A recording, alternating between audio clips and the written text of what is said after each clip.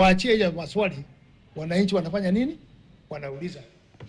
Naibu gavana wa Machakos Francis Mwangangi amesema ujumbe wa chama cha Wiper uliotembelea makao ya kiongozi wa DCP Rigathi Gachagua mjini Nyeri ulikuwa na lengo la kuimarisha umoja kati ya vyama hivyo kuelekea uchaguzi mkuu mwaka 2027. Ujumbe huo uliokuwa na wabunge, madiwani, maseneta na viongozi wengine ulimwakilisha kiongozi wa chama cha Wiper Kalonzo Musyoka ukiwa na ujumbe maalum wa kuhimiza umoja. Mwangangi alisema umoja huo ni ishara ya ushindi ya mapema katika uchaguzi mkuu mwaka 2027, akidai kwamba wafuasi wa vyama hivyo pamoja na wadau wengine kote nchini watapiga kura kwa wingi kumwondoa Rais William Ruto mamlakani bila jaribio lolote lile la kuhujumu au kuiba kura.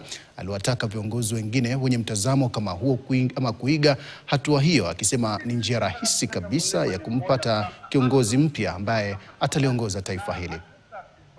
Kugawanywa, kwa sababu tunajua tusipogawanywa hii itakuwa round ya kwanza tu, hatutaenda runoff.